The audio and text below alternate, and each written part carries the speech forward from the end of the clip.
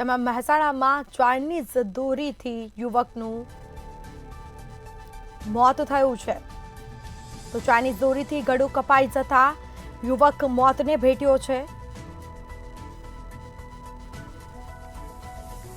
Ambaliyasan railway ઓવરબ્રિજનો બનાવ સામે આવ્યો છે। મહેશ ઠાકોર નામના યુવાન પત્ની સાથે બાઇક ઉપર જઈ રહ્યો હતો ને તે જ સમયે ઘટના બની। બાલિયાસણનો યુવાન ચાઇનીઝ દોરીનો ભોગ બન્યો છે। બાઇક ઓવરબ્રિજ પરથી પસાર થતા ચાઇનીઝ દોરી આવી હતી અને યુવકનું ગળું કપાયું। તો મહેશ ઠાકોર નામનો યુવાન પત્ની સાથે બાઇક ઉપર જઈ રહ્યો હતો ને તે જ સમયે ઘટના બની છે। આંબલિયાસણ રેલવે ઓવરબ્રિજ પાસેનો બનાવ સામે આવ્યો છે। ચાઇનીઝ દોરીથી ગળું કપાઈ જતા યુવકનું મોત નીપજ્યું।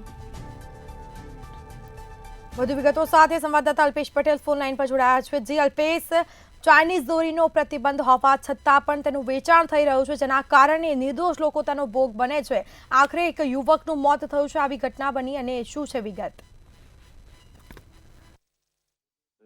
ચાઇનીઝ દોરી ઉપર પ્રતિબંધ સરકાર દ્વારા લાદવામાં આવ્યો છે, પણ હજુ સુધી તેના અમલવારી થતી નથી અને ચાઇનીઝ દોરી દર સિઝન ઉત્તરાયણ આવે ત્યારે દર સિઝનની અંદર કેટલી દોરી ચાઇનીઝ દોરી પકડાતી હોય છે અને પોલીસ કાર્યવાહી પણ કરતી હોય છે, પણ તો પણ હજુ પણ દોરી ક્યાંક ને ક્યાંક સામે આવી રહી છે અને એના કારણે તે ઘટના બની છે। અને આંબલિયાસણ રેલવે સ્ટેશન ઉપરથી ઓવરબ્રિજ ઉપર જતો મહેશ ઠાકોર અને તેની પત્ની બાઇક ઉપર જઈ રહ્યા હતા ત્યારે બાલિયાસણનો યુવાન ચાઇનીઝ દોરીનો ભોગ બન્યો તો ગળાના ભાગે વાગતા ઓવરબ્રિજ ઉપર તેને મોત થયું હતું અને ગળું કપાઈ જવાના કારણે ચાઇનીઝ દોરીના કારણે મોત નીપજ્યું હતું અને તેને સારવાર અર્થે